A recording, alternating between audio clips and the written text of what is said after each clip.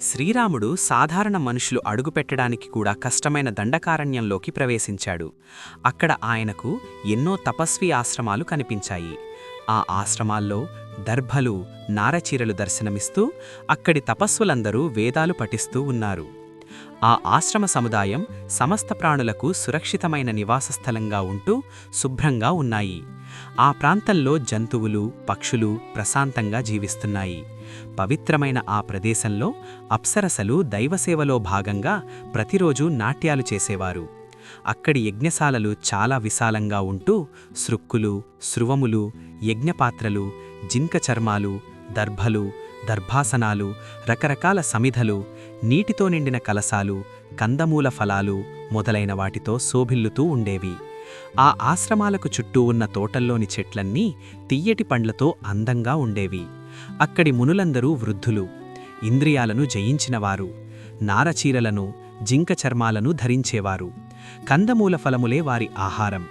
వారు సూర్యభగవానునిలాగా, అగ్నిదేవునిలాగా దివ్య తేజస్సులతో ప్రకాశిస్తూ నియమితమైన ఆహారం తీసుకుంటూ పవిత్రంగా జీవించేవారు. శ్రీరాముడు ఆ తపస్వీ ఆశ్రమ సమూహాన్ని చూసి ధనుస్సు నుండి అల్లెత్రాటిని తొలగించి మునులను సమీపించారు. గతము, భవిష్యత్తులను చూడగలిగిన ఆ మహర్షులు తమ దగ్గరకు వస్తున్న రామలక్ష్మణులను, సీతాదేవిని చూసి చాలా సంతోషించి వారికి ఎదురేగి మంగళాశాసనములతో వారికి స్వాగతం పలికారు. వనవాసులైన ఆ మునులు శ్రీరాముని శరీర సౌందర్యాన్ని, సుకుమారత్వాన్ని, లావణ్య వైభవాన్ని ఆశ్చర్యచకితులై చూశారు. శ్రీరాముణ్ణి ఆ ఆశ్రమ సముదాయంలోని ఒక పర్ణశాలలో అతిథి మర్యాదలతో నివసించేలా చేసి విధిగా అర్ఘ్య పాద్యాదులతో శ్రీరాముణ్ణి సత్కరించి అడవులలో దొరికే కందమూల ఫలములను, పుష్పములను సమర్పించి ప్రభూ, ఈ ఆశ్రమం మీదే అని చెప్తూ చేతులు జోడించి, స్వామి, నీవు వర్ణాశ్రమాది సమస్త ధర్మాలను కాపాడువాడవు, అందరికీ పూజ్యుడవు, గౌరవనీయుడవు, నిగ్రహానుగ్రహ సమర్థుడవు. మేము అందరము నీ రాజ్యంలో నివసిస్తున్నవారము కనుక మా అందరి రక్షణ భారం నీదే. నగరంలో ఉన్నా, అడవిలో ఉన్నా నీవే మాకు ప్రభువు. రఘురామ, మేము శాపాలనే ఆయుధాలను పక్కన పెట్టాము. తపోవిధులకు శత్రువైన కోపాన్ని వదిలిపెట్టాము. ఇంద్రియాలను జయించిన వారము. తపస్సులే మా సంపదలు. కనుక అనుక్షణం మమ్ము నీవే కాపాడాలి అని అన్నారు. మునులు, సిద్ధులు ఆ శ్రీరామచంద్ర ప్రభువును తమ సేవలతో సంతోషపరిచారు. అతిథి సత్కారాలను స్వీకరించిన తరువాత శ్రీరాముడు ఆ రాత్రి అక్కడ గడిపి సూర్యోదయం సమయంలో స్నానాదులను ముగించుకుని మునీశ్వరులందర్నీ వీడుకుని సీతాలక్ష్మణులతో కలిసి అడవులలో ముందుకు సాగారు. ఆ అడవి మధ్యప్రాంతమంతా వివిధ రకాల జంతువుల గుంపులతో నిండి పెద్ద పులులు, తోడేళ్లు తిరుగుతూ అక్కడి చెట్లన్నీ ధ్వంసమై తీగల పొదలన్నీ పాడుబడి ఉన్నాయి. ఎక్కడా సరస్సులు కనిపించలేదు. ఆకాశంలో ఎగురుతున్న పక్షులు సైతం భయపడుతూ ఎటువంటి శబ్దాలను చెయ్యలేదు. కీచురాళ్ల శబ్దాలు మాత్రం కర్ణకఠోరంగా వినబడుతూ ఉండేవి. శ్రీరాముడు సీత, లక్ష్మణులతో కలిసి ఆ వనంలో పర్వతంలాంటి ఆకారమున్న ఒక రాక్షసుణ్ణి చూశాడు. అతడు భయంకరమైన కంఠధ్వనితో, లోతైన గుంట కళ్లతో, చాలా పెద్ద నోటితో, వికృతాకారంతో భయంకరంగా ఉన్నాడు. అతని పొట్ట ఎగుడు దిగుడుగా ఉంది. మాంసపు ముక్కలతో, రక్తంతో అతని శరీరం అసహ్యంగా, అవయవాలన్నీ హెచ్చుతగ్గులుగా ఉన్నాయి. చాలా పొడవైన అతని శరీరం వికృతంగా ఉండి భయాన్ని కలిగిస్తూ ఉంది. అతడు పులితోలు కప్పుకొని ఉన్నాడు. ఆ పులితోలు మాంసంతో కూడి నెత్తురోడుతూ ఉంది. అతడు మృత్యుదేవతలా నోరు తెరిచి సకల ప్రాణులకు భీతిగొలుపుతూ ఉన్నాడు.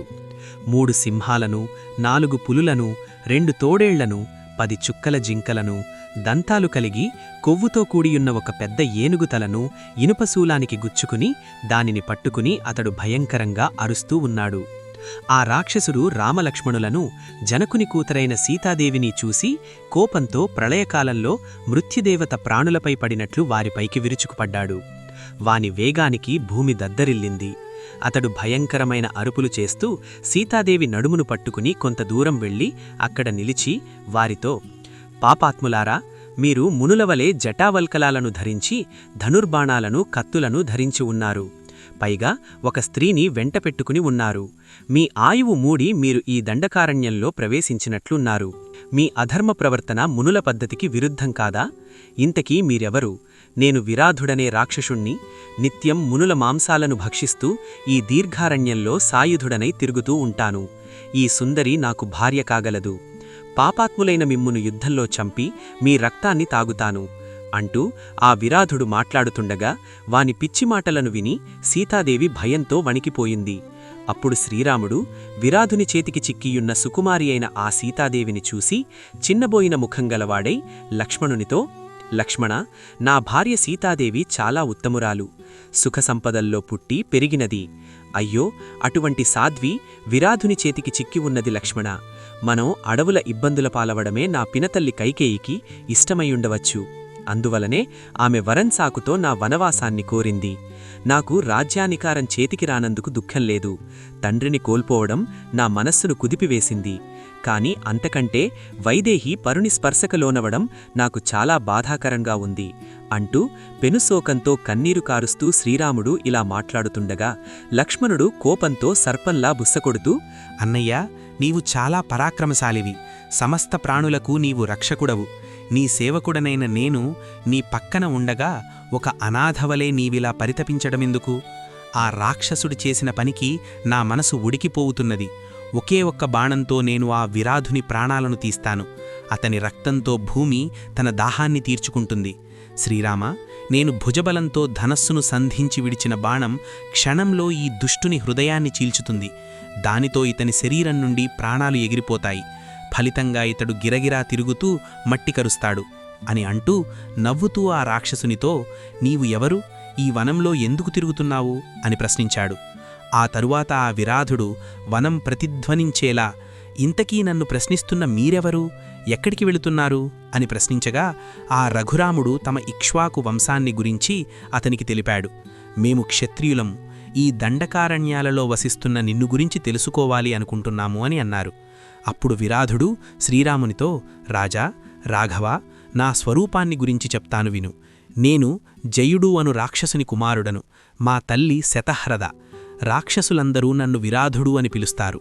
నా తపస్సుకు మెచ్చి బ్రహ్మదేవుడు నాకు వరాన్ని ప్రసాదించాడు. దాని ప్రభావం వలన శస్త్రాలు ఏవీ నన్ను చంపలేవు. నా శరీరాన్ని ఎవ్వరూ ఛేదించలేరు. మీరిద్దరూ ఈ తరుణిని ఇక్కడే విడిచి వెళ్ళండి.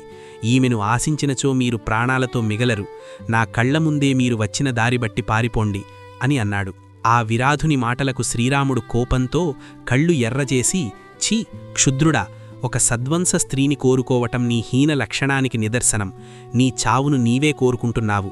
యుద్ధంలో నా చేతిలో నీకు చావు తప్పదు అంటూ శ్రీరాముడు ధనస్సును ఎక్కుపెట్టి వాడి అయిన బాణాలను ఆ రాక్షసునిపై ప్రయోగించాడు. బంగారపు పిడి ఉన్న 7 బాణాలను ధనస్సున సంధించి వదిలాడు. అవి మహావేగంతో సాగిపోయి ఆ విరాధుని శరీరాన్ని చీల్చుకొని బయటకి వచ్చి రక్తసిక్తములై నేలపై పడిపోయాయి. అప్పుడు ఆ రాక్షసుడు సీతాదేవిని అక్కడే వదిలి కోపావేశంతో ఊగిపోవుతూ రామలక్ష్మణుల మీద విరుచుకుపడ్డాడు. అప్పుడు రామలక్ష్మణులు ఆ విరాధునిపై నిప్పులు చెరుగుచున్న బాణాలను వర్షించారు. అయినా కూడా ఆ రాక్షసుడు వికటాట్టహాసం చేసి అక్కడే నిలబడగా ఆ బాణాలు అతని శరీరం నుండి నేలపై రాలాయి. ఆ బాణాలు తగిలినా వరదానం ప్రభావం చేత ఆ విరాధుడు తన ప్రాణాలను నిలుపుకొని శూలాన్ని చేతబట్టి వారిపై విజృంభించాడు. నిప్పులు చెరుగుతున్న ఆ శూలాన్ని శ్రీరాముడు 2 బాణాలతో ముక్కలు ముక్కలు చేశారు. ఆ తరువాత రామలక్ష్మణులు భయంకరమైన పదునైన కత్తులను పైకెత్తి వేగంగా వానిపై లంఘించి బలము కొలదీ కొట్టారు. బలమైన కత్తిపోట్లకు ఆ విరాధుడు కోపంతో నిర్భయంగా రామలక్ష్మణులను తన బాహువులతో బంధించి తీసుకుని పోవడానికి సిద్ధపడ్డాడు. శ్రీరాముడు ఆ రాక్షసుని అభిప్రాయాన్ని గమనించి లక్ష్మణునితో, సౌమిత్రి, ఈ రాక్షసుడు ఈ మార్గంలోనే మనను చక్కగా మోసికొని పోతే పోనివ్వు. ఎందుకంటే అతడు వెళ్లే మార్గంలోనే మనమూ వెళ్లవలసి ఉంది. అతడు మనలను అతని ఇష్టానుసారం తీసుకుని పోనివ్వు. ఆ రాక్షసుడు ఆ రామలక్ష్మణులను పిల్లల్లా తన భుజాలపై కూర్చోబెట్టుకుని ఘోరంగా గర్జిస్తూ అడవిత్రోవన మోసుకుంటూ దట్టమైన వేరొక వనంలో ప్రవేశించాడు. ఆ అడవి మహావృక్షాలతో నిండి రకరకాల పక్షుల గుంపులతో, నక్కలతో, పెద్ద పులులతో చిత్రవిచిత్రంగా ఉంది. విరాధుడు ఆ రామలక్ష్మణులను తీసుకుని పోవుచుండగా చూసి సీతాదేవి వ్యాకులపాటుకు లోనై తన 2 చేతులను పైకెత్తి బిగ్గరగా గగ్గోలు పెట్టింది. సత్యసంధుడు, పవిత్రుడు అయిన నా దశరథరాముణ్ణి లక్ష్మణునితో సహా భయంకర రాక్షసుడు తీసుకుని పోవుతున్నాడు. అయ్యో, ఇక్కడ ఉన్న నన్ను తోడేళ్లుగాని, పెద్ద పులులుగాని, చిరుతపులులుగాని తినివేయగలవు. రామలక్ష్మణులను విడిచిపెట్టి నన్ను తీసుకొనిపో, నీకు పుణ్యం ఉంటుంది, నీకొక నమస్కారం అంటున్న ఆక్రాందన వచనాలను విని రామలక్ష్మణులు ఆ విరాధుణ్ణి వధించటానికి త్వరపడసాగారు. వెంటనే లక్ష్మణుడు ఆ విరాధుని యొక్క ఎడమచేతిని ఖండించివేశాడు. శ్రీరాముడు ఆ రాక్షసుని కుడిభుజమును క్షణంలో ఛేదించాడు. రామలక్ష్మణులు తన చేతులను నరికివేయగా ఆ రాక్షసుడు చాలా భయపడి పర్వతంలాగా నేలపై పడిపోయాడు. వారు ఆ రాక్షసుని పిడికిళ్లతో, మోకాళ్లతో పొడిచి పొడిచి, కాళ్లతో తన్ని భూతలంపై పిండి గావించారు. రామలక్ష్మణులు ఆ విరాధుణ్ణి ఎన్ని బాణాలతో కొట్టినా, ఎంతగా కత్తులతో గాయపరిచినా, చేతులను ఖండించి క్రిందపడవేసి ముష్టిగాతాదులతో నుగ్గు గావించినా ఆ రాక్షసుడు మాత్రం చావలేదు. శ్రీరాముడు పర్వతంలాగా మహాకాయుడైన ఆ రాక్షసుడు ఎంతకీ చావకపోవటం వల్ల అతనిని పదే చూసి లక్ష్మణునితో, లక్ష్మణా, ఈ విరాధుడు తపస్సు ఆచరించి వరాలను పొందియున్నాడు. అందువలన యుద్ధంలో శస్త్రాలతో వీనిని జయించుట అసాధ్యము. కనుక ఈ రాక్షసుణ్ణి భూమిలో పాతిపెడదాము అని అన్నారు. శ్రీరాముడు చెప్పిన మాటలను విని ఆ రాక్షసుడు శ్రీరామునితో, మహాపురుషా, ఇంద్రుని అంతటి బలశాలివైన నీ దెబ్బకు చచ్చాను. నా మోహం వలన ఇంతవరకు నేను నిన్ను గుర్తించలేదు. నాయనా, నీవు కౌసల్యాదేవి యొక్క నోముల పంటవైన శ్రీరాముడవని ఇప్పుడు అర్థమయ్యింది.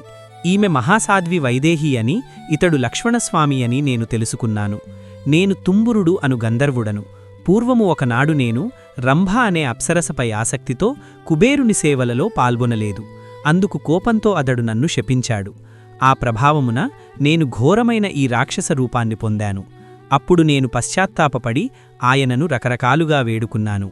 కుబేరుడు ప్రసన్నుడై, దశరథుని పుత్రుడగు శ్రీరాముడు యుద్ధంలో నిన్ను వధించగలడు, అప్పుడు నీవు స్వస్వరూపమును పొంది స్వర్గాన్ని చేరగలవు అని అన్నారు. స్వామీ, నీ అనుగ్రహం వలన భయంకరమైన ఆ శాపము నుండి నేను విముక్తుడనయ్యాను. ఇక నా లోకానికి నేను వెళ్తాను. మహాతపస్వి అయిన శరభంగ మహర్షి ఈ సమీపములోనే వసిస్తున్నాడు. ఆ మహాత్ముని ఆశ్రమం ఇక్కడికి 1.5 యోజనముల దూరమున ఉంది. వెంటనే ఆయనను దర్శించండి అంటూ విరాధుడు శ్రీరామునితో ఇలా చెప్పి బాణాల వలన కలిగిన బాధకు తట్టుకోలేక విలవిలలాడుతూ దేహమును వీడి స్వర్గానికి చేరుకున్నాడు. చివరి దశలో విరాధుడు పలికిన మాటలను విని శ్రీరాముడు లక్ష్మణునితో, ఈ రాక్షసుణ్ణి పాతిపెట్టటానికి ఒక పెద్ద గోతిని తవ్వు అని చెప్పి శ్రీరాముడు ఆ విరాధుని దగ్గరకు వెళ్లి వాడి కంఠముపై తన పాదముతో తొక్కాడు. లక్ష్మణుడు పలుగును తీసుకుని ఆ విరాధుని మహాకాయము ప్రక్కన ఒక పెద్ద గోతిని తవ్వాడు. శ్రీరాముడు ఆ రాక్షసుని కంఠముపై నుండి తన పాదమును తొలగించగానే ఆ విరాధుడు భయంకరమైన ఒక మహానాదమును చేయసాగాడు. రామలక్ష్మణులు ఆ రాక్షసుణ్ణి లేవనెత్తి ఆ గోతిలోనికి విసిరివేశారు. ఆ తరువాత వారు దట్టమైన అరణ్యంలో ఉన్న ఆ గోతిని ఆకులతో కప్పివేశారు. విరాధుని వరణానంతరం ఆ రామలక్ష్మణులు తమ ధనస్సులను చేతబట్టి సీతాదేవిని వెంటపెట్టుకుని ఆ మహావనమున విహరిస్తూ సూర్యచంద్రులలాగా ప్రకాశించారు. ఈ వీడియో ఇంతటితో సమాప్తము. తరువాతి భాగంతో మళ్ళీ కలుస్తాను. జై శ్రీరామ్.